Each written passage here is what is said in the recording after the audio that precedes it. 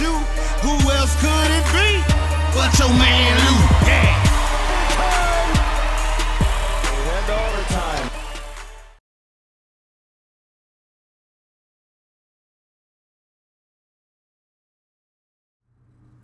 Who else could it be but me, your man, Louie T? Welcome to Thursday Night Football Overtime. Colts, Patriots.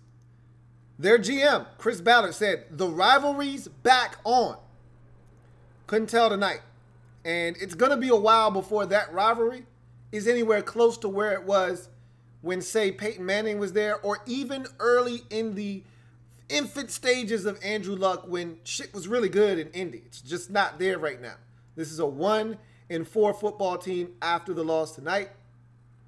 And look, man, Joe Buck said before the game, and look, I didn't know how much weight this carried because, like I said, we live in a prisoner of the moment type of society now where every play is the best play. Every game is the best game. You know, games can't just be good anymore. Man, that was the best game I've ever seen, or that was the best game of this season. He said before the game, this is the most banged up team I've ever seen going into a game that I've covered. I said, Joe, you've covered games for about 20 years. Are you really saying this is the most banged up team you've ever seen coming into a game? And then I looked at that Colts team and I'm like, they're pretty banged up. I don't know if it's the most banged up team I've ever seen going into a game, because I myself, as a fan of a team that's always banged up, I've seen us go into games with dudes that we signed on Saturday to play and start on Sunday, but they were pretty banged up. And, you know, Thursday night will do that to you. And they were behind the 8 ball.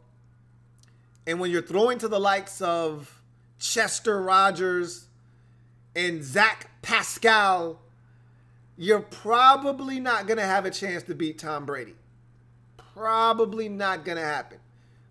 Pretty good chance that you're going to lose.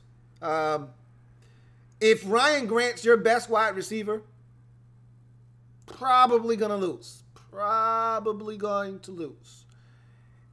And I like Eazy-E, and I told you he was going to have a profound impact on that Colts offense. I told you he would. He had a big night, but he also had a drop, like the rest of those Colts receivers. It was a rough night for those guys. Andrew Luck, like he usually does, played his ass off. Didn't get much help. One of his running backs had the football taken from him. Give me that shit. You don't know what to do with it. Give me give me the goddamn cookies. Took his shit from him. Give it to me. That's embarrassing. But then again, it's the Indianapolis Colts. And I told you last year, one of the most talent deficient teams. I'm trying to be nice here. They were trash in terms of talent last year. They've got a long way to go. They've got a long way to go. They've done some things to improve in some areas where you're like, man, they've really made strides at fill in the blank. Wide receiver, not one of them. Even with the healthy T.Y. Hilton, you still are relying on Chester Rogers. That's not a good thing. So, they've got a ways to go. But the bright side is that the Patriots won. They're 3-2. They're going to be tied atop the division when Sunday's done, because the Miami Dolphins are going to lose to the Cincinnati Bengals. And that's going to put them in a tie with the Dolphins at 3-2, in which the Patriots own the tiebreaker because they destroyed the Dolphins 38-7 last week. And so they'll be in first place again, and they'll probably smoke the Dolphins from here on out. And we'll forget that the Dolphins started 3-0. We had a 2-game lead on the Patriots and looked like they had a chance to win the division 4 weeks in. We'll forget all about that. By week 9, the Dolphins will stink. The Patriots will be dominating the AFC East as they always do. And so is the rest of the NFL, and so is the rest of the world. Everything will be back to normal. So, a lot of mistakes on the part of the Patriots tonight. 2 interceptions for Brady that weren't his fault. Neither one of them were his fault tonight. One through the hands of Gronk. The other off the hands of one of the other receivers. I can't remember which one it was. Either way, Brady was pretty efficient. The first drive of the game set the tone for the game. 9 for 9, touchdown. His first incompletion was a drop, wide open drop by Julian Edelman. Welcome back, welcome back, welcome back, welcome back. Julian Edelman, what's going on, man? Good to see you, bro. He's back in the lineup. Josh Gordon, flash! Gordon! Nice little touchdown grab tonight. He's going to make a difference for this Patriots team. Once he gets acclimated and settled in, he's going to be a problem and a difference maker for Brady. Edelman back in the saddle. Gronk, Hogan, James White with 10 catches tonight. They're back. And remember, 2 weeks ago, I sat here and told every single one of you that thought the Patriots dynasty was over to chill. Bro, you got to chill. And so now you see that it's business as usual. They're going to be just fine. They're going to win the AFC East like they always do. And they're probably going to get a first-round bye. And they're probably going to end up in the AFC Championship again. And if we're not careful, they'll end up in the Super Bowl again. But, again, that's what the Patriots do. And I told you when they got Sony Michel, that was a problem in itself. Because they don't know what to do with real talent. They don't have real talent. They manufacture talent. So when you give them this kind of talent, that's a problem. They're not supposed to have Josh Gordon on their team. They're not supposed to have Sony Michel on their team. They're not supposed to have that kind of talent. They're supposed to have Rex Burkhead. They're supposed to make Rex Burkhead nice. They're supposed to take Chris Hogan and turn him into a stud. They're supposed to take Dorsett and make him a household name. You don't give the Patriots grade A talent. They're already good enough without it. So when you give them the likes of a Josh Gordon, you give them a Sony Michel, PlayStation, it's trouble. It's trouble. You saw it tonight. Sony got outside, stiff arm, PlayStation, touchdown. One play after they forced a turnover. Just like that, in the end zone. Josh Gordon is double covered. Brady shouldn't even throw this pass. But why does he do it? Because he has a talented Randy Moss-esque type receiver. He hasn't had one of these guys since Randy Moss. Hey, how about that?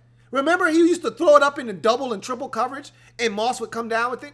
He's going to start doing that again. Remember when he was doing that, how many points they were scoring in New England? Games weren't even close.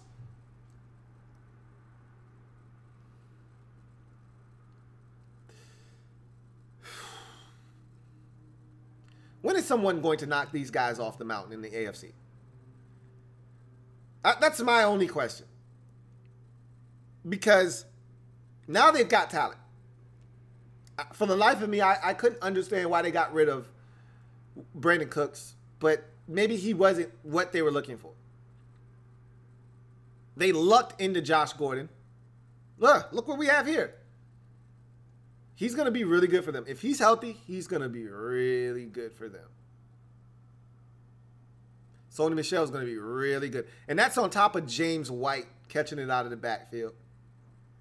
That's on top of Julian Edelman, who's about to work his way back into this lineup and be a force.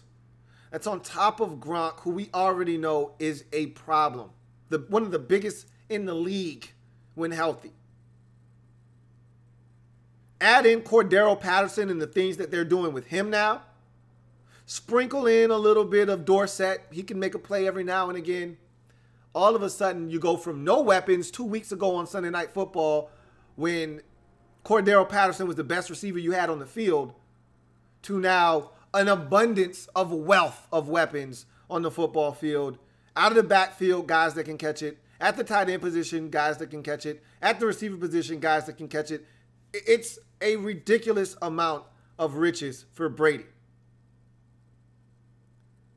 So in case you weren't keeping score, that's 2 straight weeks of 38 points for the Patriots. Just so you know. And oh, by the way, that defense that was struggling, it's still struggling, but you want to know the difference, which is what I tried to explain to you guys is, they're scoring points now. Forget about the 7 points they gave up to the Dolphins last week. Just throw that one out the window. The Dolphins are the Dolphins. That's that Dolphin shit. Ryan Tannehill throws for a whole 100 yards. It's that Dolphin shit. Bottom line is, they're back. I shouldn't even say that. They never went anywhere. I was trying to explain that to you guys. They never went anywhere. They turned it over twice tonight, and they still won by 14 points. They still scored 38. Why? Because they're explosive now. They have dynamic playmakers that can... It used to be where Brady had to go 13 plays to get you. Like that first drive, essentially, is what they had to do. Brady has to go 9 for 9. They run it a couple of times. 13 plays, 72-yard drive that takes up 6 minutes of the clock. That's how they usually get you. Spread it around, nickel and dime.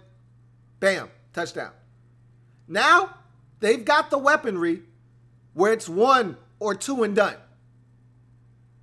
1 play, touchdown. 3 plays, touchdown. Could get pretty ugly. We'll see what happens.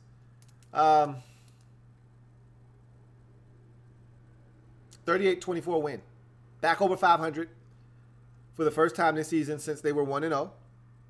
For the Colts, tough loss. They didn't have any healthy bodies really out there. It was rough to watch. They're 1-4, and Frank Wright, he has to wear it. Last week was a bad decision. I didn't like the decision to go for it. He has to wear that one. They're now 1-4 on the season, and it doesn't look like it's going to get better for the Colts anytime soon. In a very competitive division where you look up in Jacksonville is 3-1, and so is Tennessee.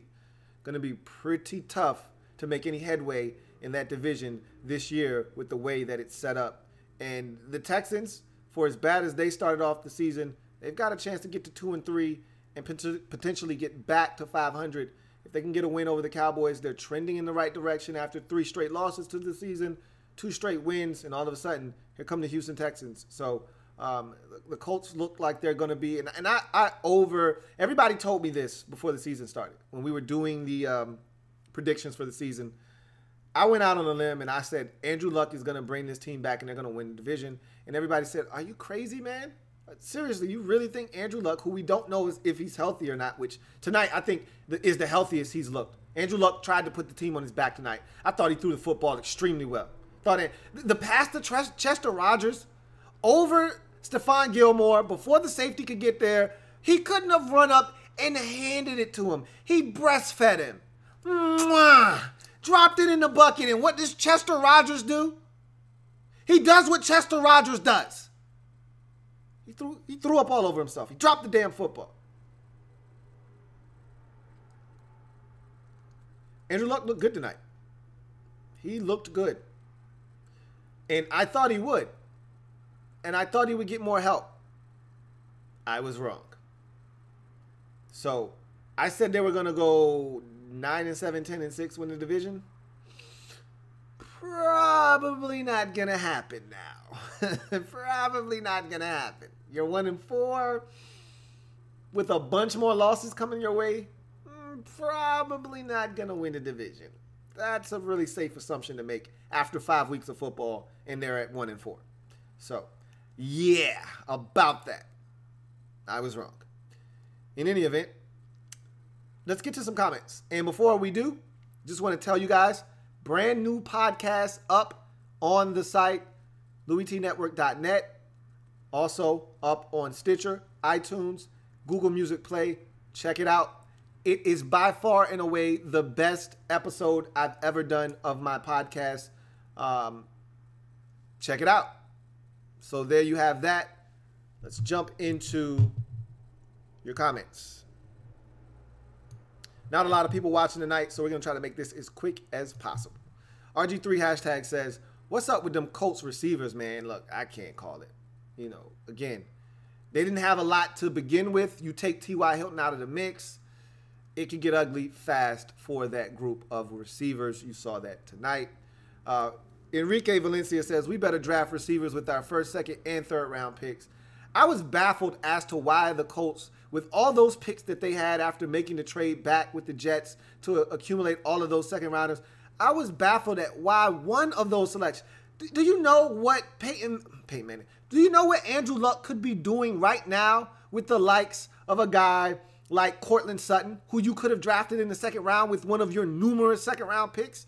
Don't you think Cortland Sutton would have been a great acquisition in addition to this football team? Look, I know that you got Deion Kane in the 6th round and he was going to make your team and he was going to be a key contributor, and then he tears his ACL. I get it. But again, you're fishing for late round gems to save you. You should have invested in early selection in a guy that could have been your number 2 instead of getting Ryan Grant and assuming Ryan Grant was going to step up and be your number 2 wide receiver. Chester Rogers is nobody's number 2 in this league. Nobody. You went into the season way too comfortable with Chester Rogers as a key contributor. You can't win with Chester Rogers as your number 2 receiver. Are you crazy? You need to wash your face and get your mind right. You think Chester Rogers is a number 2. I could argue that he's not even a viable number 3 in this league. You were comfortable with him as the number 2 receiver, opposite of T.Y. Hilton. Shame on you.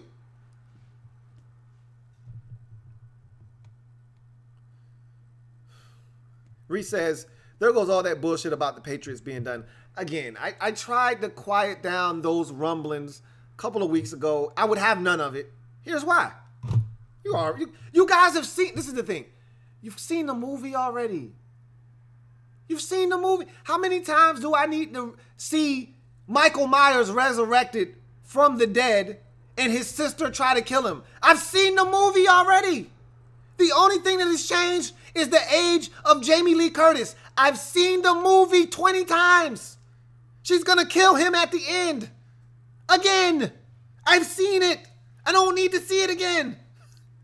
Like, I don't understand why you guys love to make these assumptions as if you haven't seen the movie already. You've seen it. Like, how many times do I need to see Saw? I know how the movie ends in Saw. I know how it ends. I don't need to watch Final Destination 17. I know how the movie ends. We know how this Patriot movie ends. Why do you guys assume that something different is going to happen magically?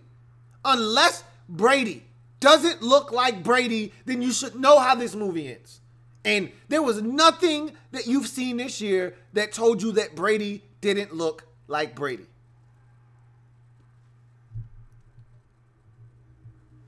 FBG Tony says, shout out to the Colts for fighting, but the Pats were too much for them. I feel the same way. This one could have gotten out of control, especially with all the injuries.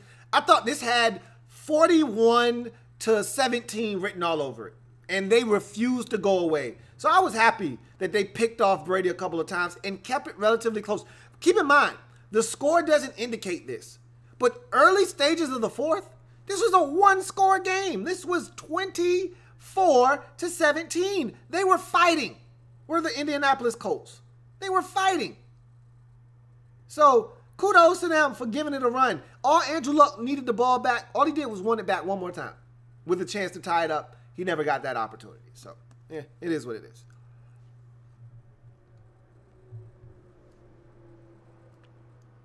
Captain Spartan says, my fellow Steelers fans want to fire everyone, but I say we need to fire the person who makes the NFL schedules. Who thought the Colts and Patriots would be a good game to watch on primetime? My buddy, we were just on the phone talking before I got up here, and he said the exact same thing.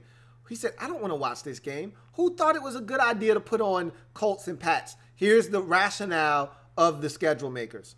Andrew Luck is back. Again, that's an assumption that you make, but you don't know for sure. But here's the assumption that they were making. Andrew Luck's going to be back. He's going to be healthy. Colts are going to be better.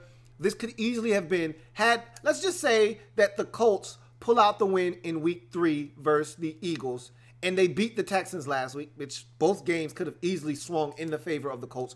I could argue that week 1, they were going down for the winning touchdown, and Jack Doyle allows someone to reach their hand in the cookie. Matter of fact, it was Fedulum. He allows Clayton Fedulum to reach his hand in a cookie jar and take the football and scoop and score it and beat them. 34-23. You could argue the Colts right now, outside of this game on Thursday night, could be 4-0 coming into this game. If things went their way late in ball games, they could have been 4-0. But let's just say that they were 3-1. All of a sudden, this is a really good game on a Thursday night. T.Y. Hilton's healthy. Andrew Luck's slinging it. Colts are 3-1. Pats are 2-2. They thought maybe they could get into a good game here. Pats came into the game at 2-2. Colts came into the game, unfortunately, at 1-3. A ton of injuries.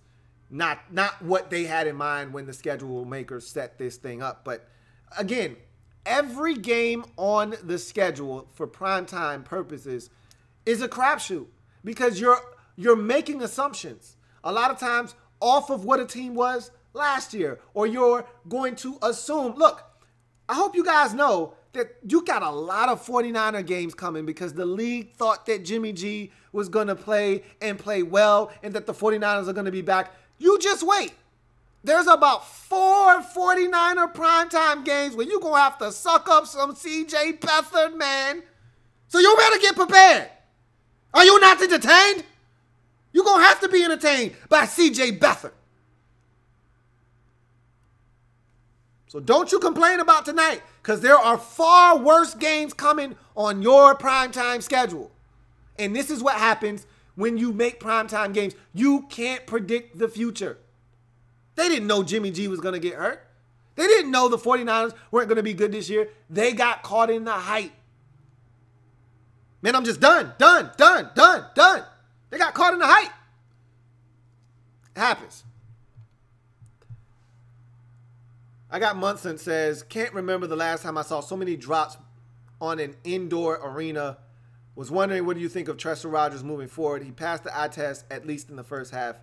I don't like Chester Rogers. Never have liked Chester Rogers. Chester Rogers is good when you have 3 other good receivers, and Chester Rogers is allowed to be your 4th option. That's when I like Chester Rogers. When Chester Rogers is your 2nd option at receiver, you have a problem. If Chester Rogers is your 3rd option at receiver, you're probably still in trouble. Tonight, Chester Rogers was your number 1 option at receiver. Why? Because T.Y. Hilton was hurt. That's a problem. A big one.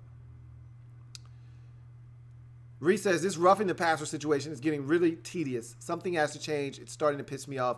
It actually changed last week. We didn't see as many last week. I assume we won't see many this week, although we got off to a rough start tonight. I didn't see anything overly egregious tonight that makes me say, come on, guys, what are you doing? You know, the one where Brady got hit in the helmet, they've been calling that for years. Can't hit a quarterback in the head. What, was it soft? Yeah, it was soft, but they're going to call that. If it's blatant, easy to see, they're going to call that, especially if the quarterback is Brady, Breeze, Roethlisberger, Rodgers. You know they're going to get that call. So Derek B says, Josh Gordon catches TB12's 500th TD pass. As much as I hate the Pats, I hope this is the start of a redemption story for him. I was talking to my buddy on the phone, as I said before I came here, and he said the exact same thing. He said, do you think Josh still has it? I said, I don't think he'll ever get back to 2013 Josh Gordon form, where he was catching everything. Remember, I think he had like 4 different quarterbacks in that season, and he still led the NFL in receiving yards. I don't think he'll ever get back to that status, but I think he can be a guy that is a formidable playmaker, a dynamic game changer still. And with Tom Brady, he's definitely going to be able to make some extravagant plays. The question is, can he just stay healthy? If he stays healthy, he's going to be a beast for the New England Patriots. Larry G's the best says, Colts finna draft some receivers, man. They were horrible tonight, and the Patriots corners ain't even that good. We saw it. Guys were open. We're open tonight. Easy E ate them up. Yum, yum, eat them up. Yum, yum, eat. Ate them up. Chester Rogers was open all night long. All night. Oh.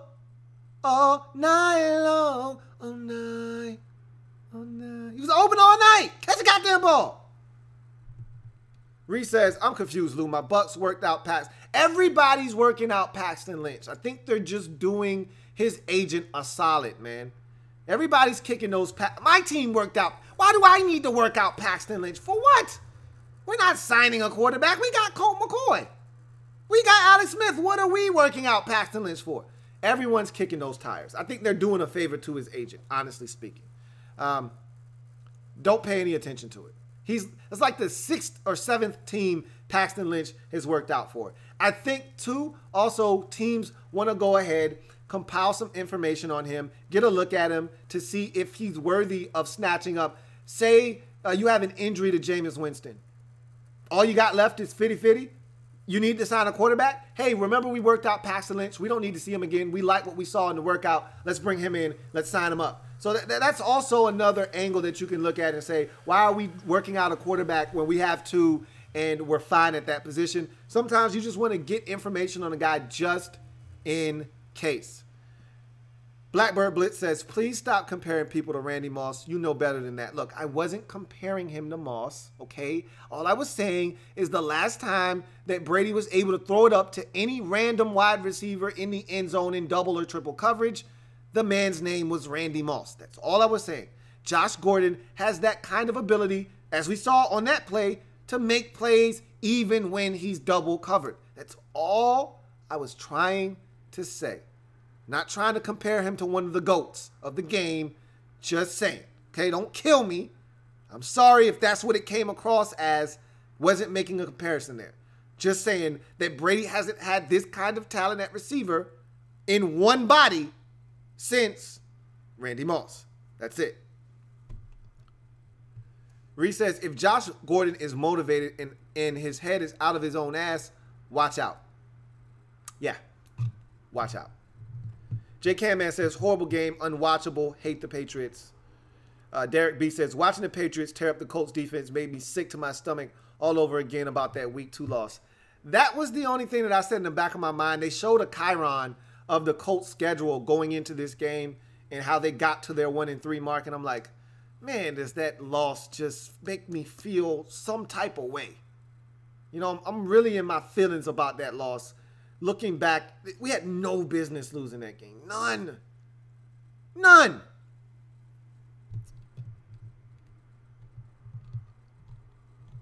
All right.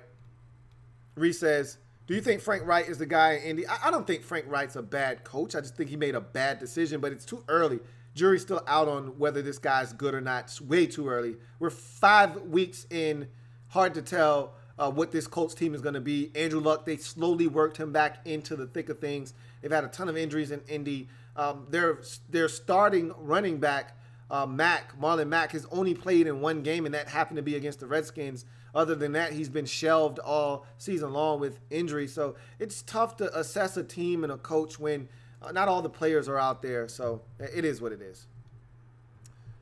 J. Camman says, perhaps the Colts regret taking Quentin Nelson 6th overall. Didn't get a playmaker, and I guarantee they had a chance to trade with the Bills, who traded up for Allen. Nah, I don't think they regret getting Quentin Nelson at all. Dude's a dog. Where I think they may have regretted, some of the picks is in the 2nd round. Like, I wasn't a fan of the Rutgers edge rusher, Toure. You could have done a lot better than that. Like, Kamiko Toure, like, you could have gotten a rusher later. Like, for me, for my money, if you were going to spend a pick on a rusher at that point, nobody on the board was better. Yikes. All right. I don't know what just happened, but the software crashed. And I lost connection for a second. But it looks like we're back. So, all right. Anyway, I think they regret taking a guy like Kamiko Toure in the 2nd round, where you could have had Cortland Sutton. That's where I think they regret. I don't think they regret taking either one of the guards that they took, in Braden or Nelson. I don't think they regret taking. I know they don't regret taking the linebacker out of South Carolina State, Darius Leonard. That guy's been a stud. He's been a beast. The regret is, I think, Kamiko Toure. That's where you could have probably taken a playmaker, a dynamic one like Cortland Sutton in the 2nd round, and really been loving the fact that Andrew Luck has a big target to throw the football to for the first time in a long time. Has Andrew Luck ever had a big 6'3", 6'4", physically imposing receiver to just chuck it up to? I don't recall him ever having that in Indianapolis. I could be wrong. I just don't recall him ever having that. The biggest receiver that I think he's ever had was Dante Moncrief at 6'2", 215. Give Andrew Luck a big 6'3", 6'4" target that can actually ball. Look out.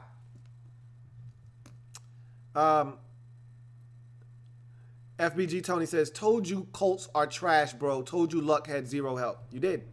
Most of you guys said that before the season started, and I refused to listen. I've got egg on my face right now. I got Munson says, James White is such a beast, one of the most underrated in the game. He's one of the backs in the long list of Brady backs. It all started with good old, what's his name out of LSU? Jesus Christ. I can't think of his name. It'll come to me. I can see his face. Number 33, I can see his number. I can see his face. I just can't think of his damn name.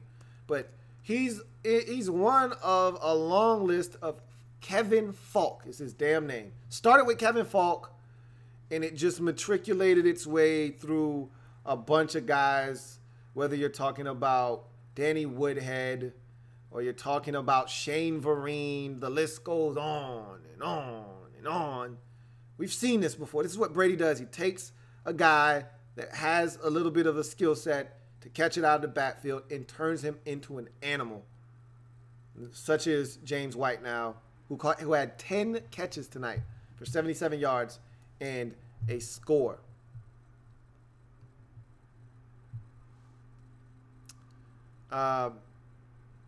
Reed, why would he feel that way? They won the game. FBG Tony says, why the Colts let Dante walk? Like, what the F, bro? So foolish. Shaking my head. They felt like they could move on from him. You know, they felt like he was going to get more money than they wanted to pay him on the free agent market, so they let him walk. Yeah, it is what it is. He was disappointing in Indy anyway because he couldn't stay healthy. That was their biggest problem with Dante Moncrief, is that he constantly was injured. And so they just felt like it was time to part ways.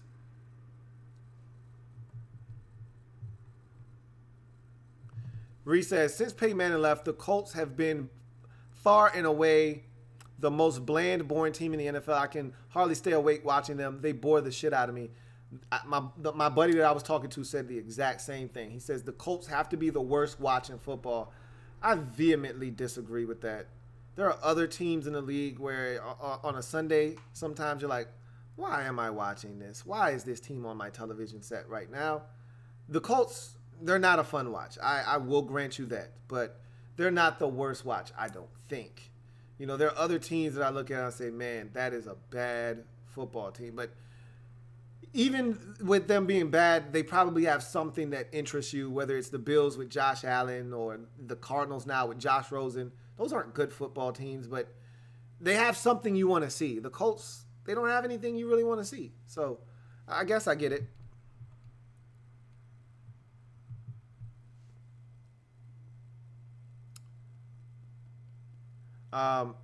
J. Camman says, CJ Beathard, proof that the league isn't fixed. I fell for the hype too. Jarafel says, damn, people got to watch CJ Beathard instead of Jimmy G string. Yeah, man, it's going to get rough. Unless the Niners have a bunch of games back at the end of the schedule that can get flexed on Sunday night. If it's on Monday night, if it's on Thursday night, it ain't a damn thing the league can do about it. Got to take some CJ Beathard. It's pretty similar to what we had last year with Aaron Rodgers getting hurt relatively early in the season and us having to endure, you know, some bad football with Brett Hundley. It was bad, except for that Sunday night game versus Pittsburgh where they almost pulled it out. Other than that, Brett Hundley stunk. And so there were games where we were like, God damn, man, you got to watch this. You can't predict these things.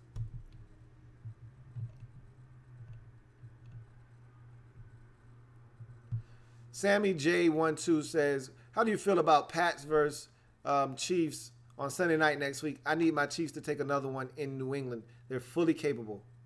The only thing that scares me is that Brady has weapons now and that Chiefs defense. I talked about your Chiefs defense on the podcast. I talked about a lot of stuff on the podcast. Again, check out the new pod. But the only thing that scares me is that defense for Kansas City. You're fully capable of going into Foxborough and just like you did last year, putting up a 40-burger. The problem is the Patriots are capable, unlike last year where you had Eric Berry D'ing up Gronk and shutting them down, you could get 50 put on your skull. If this thing turns into a track meet, Brady's game right now. And they're going to have 10 days between this game and that game, so they'll be well rested, ready to rock and roll, and they'll be ready to try to put something on Mahomes' ass. So that's going to be fun, though.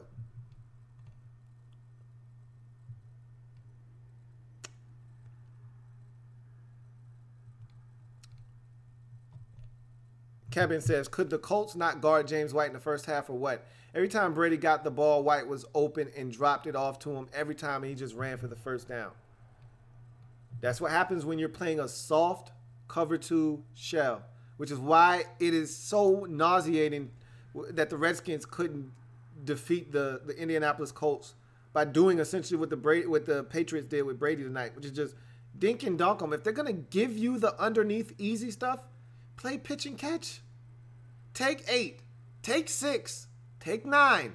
Take 12. Take 5. Take 6. They're giving it to you.